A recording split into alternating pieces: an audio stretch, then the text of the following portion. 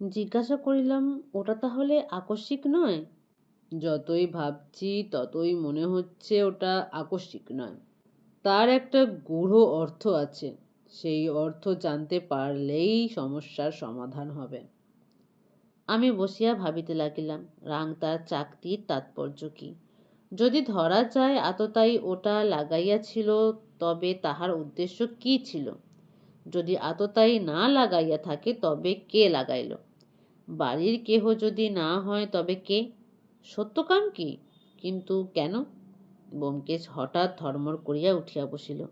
অজিত, সত্যকামের সঙ্গে কি কি জিনিস ছিল? থানায় টেবিলের উপর দেখেছিলে, মনে আছে? বলিলাম, সিগারেট কেস ছিল, রিস্ট ওয়াচ ছিল, মানিব্যাগ ছিল, মদের ফ্লাস্ক ছিল, আর একটা ইলেকট্রিক টর্চ ছিল। ব্যোমকেশ আবার আস্তে আস্তে শুইয়া পড়িল। Electric torch?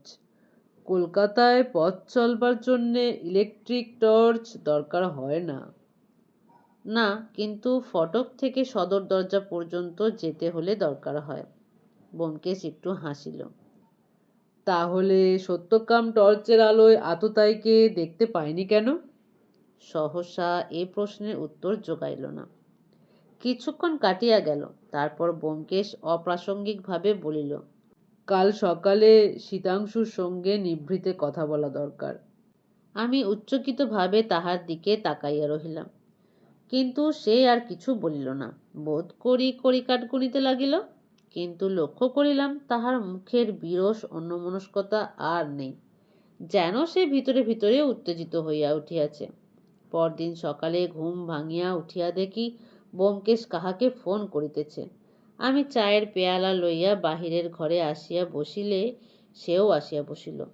তাহার মুখ গম্ভীর। জিজ্ঞাসা করিলাম, কাকে ফোন করেছিলে? ব্যোমকেশ বলিল, উষাপতি বাবুকে। হঠাৎ উষাপতি বাবুকে? শীতাংশুকে পাঠিয়ে দিতে বললাম। ও, ওদের বাড়ির খবর কি? খবর, পুলিশ কাল সন্ধ্যাবেলা লাশ ফেরত দিয়েছিল। ওরা শেষ রাতে শ্মশান থেকে ফিরেছেন। ক্ষণেক চুপ করিয়া থাকিয়া ব্যোমকেশ বলিল, কাল যদি পুলিশ খানাতল্লাশি করত, তাহলে রিভলভারটা বোধ হয় বাড়িতেই পাওয়া যেত। আর এখন পাওয়া যাবে না? তার মানে বাড়ির লোকের কাজ? ব্যোমকেশ উত্তর দিল না। আধ ঘন্টা পরে শীতাংশু আসিল। ব্যোমকেশ বলিল, এসো বসো। কাল তোমার মামার সামনে সব কথা জিজ্ঞাসা করতে পারিনি। শীতাংশু ব্যোমকেশের সামনে চেয়ারে বসিল এবং অপলক নেত্রে তাহার পানে চাহিয়া রহিল। ব্যোমকেশ আরম্ভ করিল, কাল থানায় খবর পেলুম তুমি নাকি দাঙ্গার সময় গোটা 2-3 খুন করেছ। কথাটা সত্যি? শীতাংশু উত্তর দিল না, কিন্তু ভয় পাইয়াছে বলিয়াও মনে হইল না। নির্ভীক একাগ্র চোখে চাহিয়া রহিল। ব্যোমকেশ বলিল, আমাকে স্বাচ্ছন্দ্যে বলতে পারো, আমি পুলিশের লোক নই। শীতাংশু গলাটা যেন ফুলিয়া উঠিল। সে চাপা গলায় বলিল, হ্যাঁ, ওরা আমার বাবাকে। ব্যোমকেশ হাত তুলিয়া বলিল, জানি। কি দিয়ে খুন করেছিলে? ছোরা দিয়ে। তুমি কখনো রিভলভার ব্যবহার করেছ? না। সত্যকামের রিভলভার ছিল?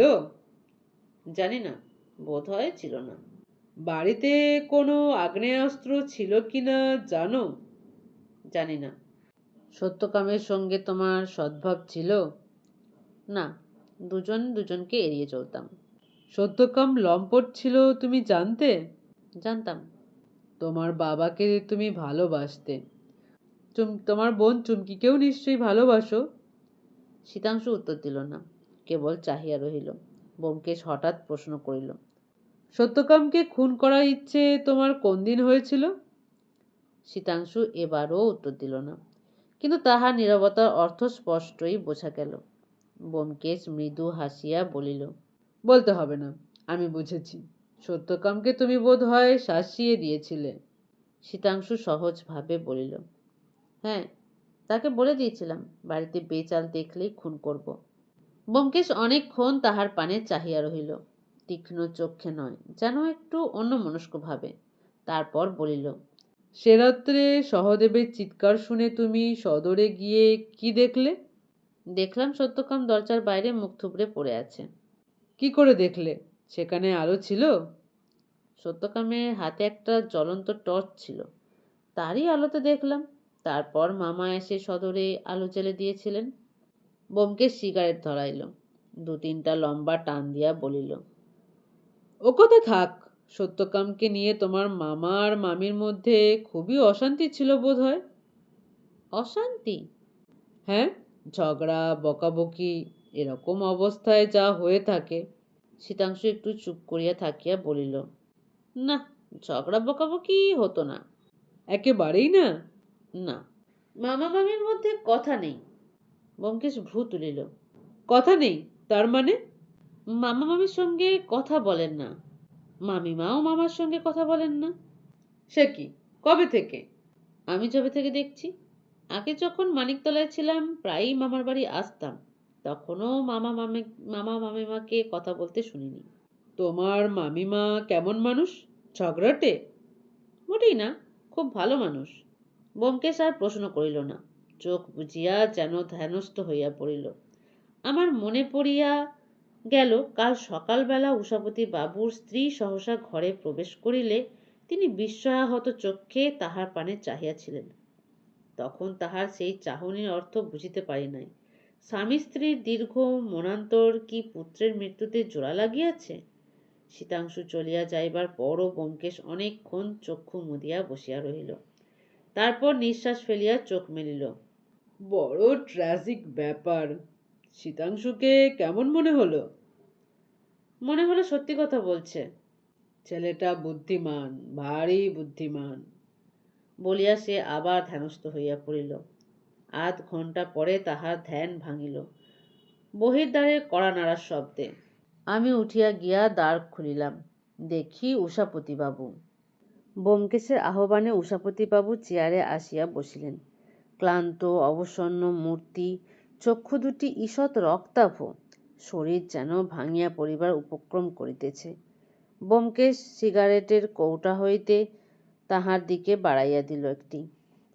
দুইজনেই কিছুক্ষণ অনুসন্ধিৎসু চক্ষে পরস্পরের দিকে চাহিয়া রহিলেন। তারপর উষাপতিবাবু বলিলেন, থাক, আমি এখনই উঠব। আপনার ফোন পাবার পর থানায় গিয়েছিলাম, তা ওরা তো কোনো খবরই রাখে না। তাই ভাবলাম দেখি যদি আপনি কোনো খবর পেয়ে থাকেন। উষাপতিবাবুর কথায় যে প্রচ্ছন্ন প্রশ্ন ছিল, ব্যোমকেশ সরাসরি তাহার উত্তর দিল না। বলিল, একদিনের কাজ নয়, সময় লাগবে। আপনার ওপর দিয়ে খুবই ধকল যাচ্ছে। আপনি আজ বাড়ি থেকে না বেরুলেই পারতেন। আপনার স্ত্রীকেও দেখাশোনা করা দরকার। উষাপতিবাবুর মুখ লক্ষ্য করিলাম। স্ত্রীর প্রসঙ্গে তাহার মুখের কোনো ভাবান্তর হইল না। স্ত্রীর সহিত তাহার যে দীর্ঘকালের বিপ্রয়োগ তাহার বিন্দুমাত্র দেখা গেল না, তাহার চিহ্নমাত্র দেখা গেল না। বলিলেন, আমার স্ত্রীর জন্যেই ভাবনা। তিনি একেবারে ভেঙে পড়েছেন। একটু থামিয়া বলিলেন, ভাবছি কিছুদিনের জন্যে ওকে নিয়ে বাইরে ঘুরে এলে কেমন হয়। কলকাতার বাইরে গেলে হয়তো ওর মনটা। তা ঠিক। কোথায় যাবেন কিছু ঠিক করেছেন? না, কলকাতা ছেড়ে যেখানে হোক গেলেই বোধহয় কাজ হবে। কাশী, বৃন্দাবন, আগ্রা, দিল্লি। কিন্তু পুলিশ আপত্তি করবে না তো? পুলিশকে বলে যাবেন, আমার বোধ হয় আপত্তি করবে না। যদি আপত্তি না করে কাল পরশুর মধ্যেই বেরিয়ে পড়ব। কলকাতা যেন বিষবৎ মনে হচ্ছে। আচ্ছা, নমস্কার। বলিয়া উষাপতিবাবু উঠিয়া দাঁড়াইলেন। ব্যোমকেশ জিজ্ঞাসা করিল, আপনার দোকান কি বন্ধ রাখবেন? দোকান? সুচিত্রা? না, বন্ধ রাখবো কেন? দোকানের পুরনো খাজাঞ্চি ধনঞ্জয় বাবু আছেন, বিশ্বাসী লোক, তিনি চালাবেন। আমার ভাগ্নে সীতুকেও ভাবছি দোকানে ঢুকিয়ে নেব। পড়াশোনা করে আর কি হবে, দোকানটাই দেখুক। আর তো আমার কেউ নেই। নিঃশ্বাস ফেলিয়া তিনি দ্বারের পানে চলিলেন। আপনি কি এখন দোকানের দিকে যাচ্ছেন? না, দোকানে এখন আর যাব না। ধনঞ্জয় বাবুকে ফোন করে জানিয়ে দিয়েছি। আসুন তাহলে, নমস্কার। উষাপতিবাবু প্রস্থান করিলেন। ব্যোমকেশ পরপর 3টা সিগারেট নিঃশেষে ভস্মীভূত করিয়া উঠিয়া দাঁড়াইল। আমি একবার বেরুচ্ছি, তুমি বাড়িতেই থাকো। কোথায় যাচ্ছ? সুচিত্রা এম্পোরিয়ামে। খাজাঞ্চি ধনঞ্জয়বাবুর সঙ্গে আলাপ করা দরকার। ব্যোমকেশ যখন ফিরিল তখন 1:30 বাজিয়া গিয়াছে। আমি স্নান সারিয়া অপেক্ষা করিতেছি। সত্যবতী অস্থির ভাবে ভিতর বাহির করিতেছে। ব্যোমকেশ পাঞ্জাবিটা খুলিয়া ফেলিল, পাখা চালাইয়া দিয়া তক্তপোষের উপর লম্বা হইল। বসন্তকাল হইলেও দুপুরবেলা রৌদ্র বেশ কড়া। বলিলাম, খাজাঞ্চি মশাইয়ের সঙ্গে আলাপ বেশ জমে উঠেছিল দেখছি। ব্যোমকেশ বলিল, লোকটি কে জানো? পরশু সুচিত্রার দোতলায় যে ক্যাশিয়ার আমাদের ক্যাশ মেমো কেটেছিল, সেই। তাই নাকি? তা কি পেলে তার কাছ থেকে? পেলাম। ব্যোমকেশ ঘুরন্ত পাখার পানে চাহিয়া হাসিল। একটি প্রীতি উপহার। প্রীতি উপহার? হ্যাঁ, 20-25 বছর আগে বিয়ের সময় প্রীতি উপহার ছাপার খুব চলন ছিল। এখন কমে গেছে। ঘুড়ির কাগজের মতো পিতপিতে কাগজের রুমালে লাল কালিতে ছাপা কবিতা, মাথার উপর ডানা মেলে দেওয়া প্রজাপতির ছবি। দেখেছো নিশ্চয়ই? দেখেছি। খাজাঞ্চি মশাই এই প্রীতি উপহার তোমাকে দিয়েছেন? হ্যাঁ, ওই যে পাঞ্জাবির পকেটে রয়েছে, বার করে দেখো না। কিন্তু কার বিয়ের প্রীতি উপহার? পড়েই দেখো না। পাঞ্জাবির পকেট হইতে প্রীতি উপহার বাহির করিলাম। পিতপিতে কাগজে লাল কালিতে ছাপা কবিতা, উপরে মুক্ত পক্ষ প্রজাপতি এবং তাহাকে ঘিরিয়া রামধনু আকারে লেখা আছে, কুমারী সুচিত্রার সঙ্গে উষাপতির শুভ পরিণয়। তারপর কবিতা। এই কবিতা পড়িয়া মানে বুঝিতে পারে এমন দিগ্গজ পণ্ডিত পৃথিবীতে নাই। সর্বশেষে কাব্য রচয়িতার নাম শ্রী ধনঞ্জয় মণ্ডল ও সুচিত্রা এম্পোরিয়ামের কর্মীবৃন্দ। বলিলাম, এই কবিতার ঐতিহাসিক মূল্য থাকতে পারে, এছাড়া আর কিছু পেলে না? আর কিছুর দরকার নেই। এই প্রীতি উপহারের মধ্যে সব কিছু আছে। কি আছে? আমি তো কিছু দেখছি না। হায় অন্ধ, ভালো করে দেখো। কবিতা আবার পড়লাম। পড়িতে খুবই কষ্ট হইল, তবু পড়িলাম। তারপর বলিলাম, এই কবিতার মধ্যে যদি কোনো ইশারা ইঙ্গিত থাকে তার মানে বোঝা আমার কম নয়। সুচিত্রা নিশ্চয়ই উষাপতিবাবুর স্ত্রীর নাম। তার সঙ্গে উষাপতিবাবুর বিয়ে হওয়াতে ধনঞ্জয় মণ্ডল এবং সুচিত্রা এম্পোরিয়ামের কর্মীবৃন্দ খুব আহ্লাদিত হয়েছিলেন, এইটুকুই আন্দাজ করছি। কবিতা নয়, তারিখ, তারিখ। বিয়ের তারিখটা দেখো। নিচের দিকে বাঁ কোণে লেখা ছিল, কলিকাতা, 13ই ফেব্রুয়ারি 1927। বলিলাম, তারিখ দেখলাম, কিন্তু অজ্ঞানমসি দূর হইল না। ব্যোমকেশ উঠিয়া বসিল। সত্যকাম তার জন্ম তারিখ বলেছিল, মনে আছে? বলেছিল, মনে আছে, কিন্তু তারিখটা মনে নেই। আমার মনে আছে। অধীর হইয়া উঠিলাম। এ সব সন তারিখের মানে কি? সত্যকামের খুনের সঙ্গেই বা তার সম্পর্ক কি? ঘনিষ্ঠ সম্পর্ক আছে, ভেবে দেখো। ভেবে দেখতে পারি না। তুমি যদি বুঝে থাকো কে খুন করেছে, স্পষ্টপষ্টি বলো। তুমি বুঝতে পারছো না? না। কে খুন করেছে সত্যকামকে? উষাপতিবাবু। বাপ ছেলেকে খুন করেছে? করলেও অন্যায় হতো না, কিন্তু সত্যকাম উষাপতিবাবুর ছেলে নয়। মাথা গুলাইয়া গেল। কিছুক্ষণ জবুথবু হইয়া রহিলাম। তারপর সত্যবতী ভিতরের দরজা হইতে গলা বাড়াইয়া বলিল, হ্যাঁ গা, আজ কি তোমাদের উপোস? অপরাহ্নের 4টের সময় আবার উষাপতিবাবু আসিলেন। এবারও অনাহুত আসিয়াছেন। সকালবেলা ক্লান্ত বিষণ্ণতা আর নাই, চক্ষে সতর্ক তীক্ষ্ণতা। তিনি আসিয়া ব্যোমকেশের সম্মুখে বসিলেন। কিছুক্ষণ সেন্য দৃষ্টিতে তাকাতে তাহাকে বিদ্ধ করিয়া বলিলেন, আপনি ধনঞ্জয় বাবুর সঙ্গে দেখা করতে গিয়েছিলেন? ব্যোমকেশ শান্ত স্বরে বলিল, হ্যাঁ, গিয়েছিলাম। কি জানতে গিয়েছিলেন? যা জানতে গিয়েছিলাম তা জানতে পেরেছি। কি জানতে গিয়েছিলেন? সবই জানতে পেরেছি উষাপতিবাবু। এমনকি দৌড়ে আঁটার আংটার চাকতির তত্ত্বও অজানা নেই। উষাপতিবাবুর প্রশ্ন তীব্রতা যেন ধাক্কা খাইয়া থামিয়া গেল। তিনি আবার খানিকক্ষণ ব্যোমকেশের মুখের পানে চাহিয়া রহিলেন। তারপর সংবৃত স্বরে বলিলেন, যা জানতে পেরেছেন তা আদালতে প্রমাণ করতে পারবেন? ব্যোমকেশ বলিল, আপনার বিয়ের তারিখ আর সত্যকামের জন্মের তারিখ ছাড়া আর কিছু প্রমাণ করা যাবে কিনা সন্দেহ। কিন্তু আমি কিছুই প্রমাণ করতে চাইনি উষাপতিবাবু। আমি শুধু জানতে চেয়েছিলাম। সত্যকাম আমাকে বলেছিল তার মৃত্যু সম্বন্ধে অনুসন্ধান করতে। আসামিকে পুলিশে ধরিয়ে দেবার কোনো দায়িত্ব আমার নেই। উষাপতিবাবু স্থির নেত্রে ব্যোমকেশের পানে চাহিয়া রহিলেন। ধীরে ধীরে তাহার মুখভারের পরিবর্তন হইল। এতক্ষণ তিনি যে যুদ্ধ করিবার জন্য উদ্যত হইয়াছিলেন, এখন সহসা অস্ত্র নামাইলেন। অবিশ্বাস মিশ্রিত স্বরে বলিলেন, আপনি যা জানতে পেরেছেন পুলিশকে তা বলবেন না? ব্যোমকেশ বলিল, না, পুলিশ আমার সাহায্য চায় না। আমি কেন গায়ে পড়ে তাদের সাহায্য করতে যাব? উষাপতিবাবু পকেট হইতে রুমাল বাহির করিয়া 2 হাতে রুমাল দিয়া মুখ ঢাকিলেন। তাহার শরীর 2-3 বার অবরুদ্ধ আবেগে ঝাঁকানি দিয়ে উঠল। তারপর তিনি যখন মুখ খুলিলেন, তখন দেখিলাম তাহার মুখের চেহারা একেবারে বদলাইয়া গিয়াছে। দীর্ঘকাল রোগ ভোগের পর মরণাপন্ন রোগী প্রথম আরোগ্যের আশ্বাস পাইলে তাহার মুখে যে ভাব ফুটিয়া ওঠে, উষাপতিবাবুর মুখেও সেই ভাব ফুটিয়া উঠিয়াছে।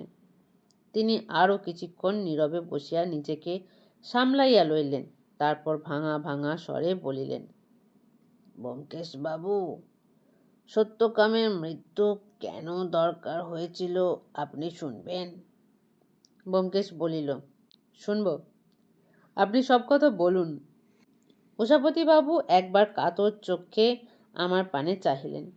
তাহার চাহনির অর্থ ব্যোমকেশের কাছে তিনি নিজের মর্মকথা বলিতে রাজি থাকিলেও আর কাহারও সম্মুখে বলিতে অনিচ্ছুক। ব্যোমকেশ তাহার মনোভাব বুঝিয়া আমাকে বলিল, অজিত, তুমি একবার হাওড়া স্টেশনে যাও। এনকোয়ারি অফিস থেকে জেনে এসো কাশ্মীর যাওয়ার ব্যবস্থা কীরকম। কাশ্মীরে গন্ডগোল চলছে, আগে থাকতে খবরাখবর নিয়ে রাখা ভালো। মনে মনে একটু নিরাশ হইলাম। তারপর জামা কাপড় বদলাইয়া বাহির হইয়া পড়িলাম। হাওড়া স্টেশনের কাজ সারিয়া যখন ফিরিলাম, তখন সন্ধ্যা হয়। সদর দরজা ভেজানো ছিল। প্রবেশ করিয়া দেখিলাম উষাপতিবাবু চলিয়া গিয়াছেন। ছায়াচ্ছন্ন ঘরের অপর প্রান্তে জানালার সামনে চেয়ার টানিয়া সত্যবতী ও ব্যোমকেশ ঘেঁষাঘেঁষি বসিয়া আছে। জানালা দিয়া ফুরফুরে দক্ষিণা বাতাস আসিতেছে। আমাকে দেখিয়া সত্যবতী একটু সরিয়া বসিল। আমি কাছে আসিয়া বলিলাম, বেশ তো কপোত-কপোতির মতো বসে মলয় মরুত সেবন করছ। খোকা কোথায়? সত্যবতী একটু লজ্জিত হইয়া বলিল, পুটিরাম খোকাকে পার্কে বেড়াতে নিয়ে গেছে। ব্যোমকেশ বলিল, দেখো অজিত, কবিদের কথা মিছে নয়। তারা যে বসন্ত ঋতুর সমাগমে ক্ষেপে ওঠেন তার যথেষ্ট কারণ আছে। মলয় মারুতে যুবক যুবতীরাই বেশি ঘায়েল হয় বটে, কিন্তু বয়স্ক ব্যক্তিরাও বাদ পড়েন না। আমার বিশ্বাস এটা যদি বসন্তকাল না হতো তাহলে উষাপতিবাবু সত্যকামকে খুন করতেন কিনা সন্দেহ।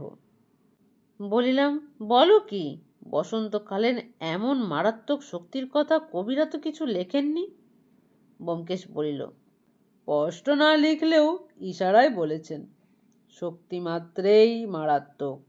যে আগুন আলো দেয় সেই আগুনই পুড়িয়ে ছারখার করে দিতে পারে। কিন্তু তা যাক, কাশ্মীরের খবর কি বলো? বলিলাম, কাশ্মীরে লড়াই বেঁধেছে, সাধারণ লোককে যেতে দিচ্ছে না। যেতে হলে ভারত সরকারের পারমিট চাই। আমি একটা চেয়ার আনিয়া ব্যোমকেশের অন্য পাশে বসিলাম। ব্যোমকেশ বলিল, পারমিট জোগাড় করা শক্ত হবে না। ভারত সরকারের সঙ্গে এখন আমার গভীর প্রণয়। অন্তত যতদিন বল্লভভাই প্যাটেল বেঁচে আছেন। কিন্তু কথা হচ্ছে, সবাই মিলে কাশ্মীর যাওয়া কি ঠিক হবে? খোকা সবেমাত্র স্কুলে ঢুকেছে, গরমের ছুটিরও দেরি আছে। ওকে স্কুল কামাই করিয়ে নিয়ে যাওয়া আমার উচিত মনে হচ্ছে না। সত্যবতী বলিল, খোকা যাবে কেন? খোকা বাড়িতে থাকবে। ঠাকুরপো, তুমি খোকার দেখাশোনা করতে পারবে না? আমি কিছুক্ষণ সত্যবতীর পানে চাহিয়া থাকিয়া বলিলাম, ও, এই মতলব? তোমরা দুটিতে হংস মিথুনের মতো কাশ্মীরে উড়ে যাবে, আর আমি খোকাকে নিয়ে বাসায় পড়ে থাকব? ভাই ব্যোমকেশ, তুমি ঠিক বলেছ। বসন্ত ঋতু বড় মারাত্মক ঋতু, কিন্তু কুছ পরোয়া নেই। যাও, তোমরা টোটো করে বেড়াও গে, আমি খোকাকে নিয়ে মনের আনন্দে থাকব। সত্যি কথা বলতে কি, কাশ্মীর যাওয়ার ইচ্ছে আমার একটুও ছিল না। বাংলাদেশই আমার ভূস্বর্গ। জননী জন্মভূমিশ্চ স্বর্গাদপি গরীয়সী বলিয়া একটি সিগারেট ধরাইয়া ফেলিলাম। সত্যবতী ঠোঁটের উপর আঁচল চাপা দিয়া হাসি গোপন করিল। ব্যোমকেশ মৃদু গঞ্জনে কবিতা আবৃত্তি করিল। যৌবন মধুর কাল, আও বিনাশী বেকাল, কালে প্রিয় প্রেম মধু করিয়া যতন। একটা সিগারেট দাও,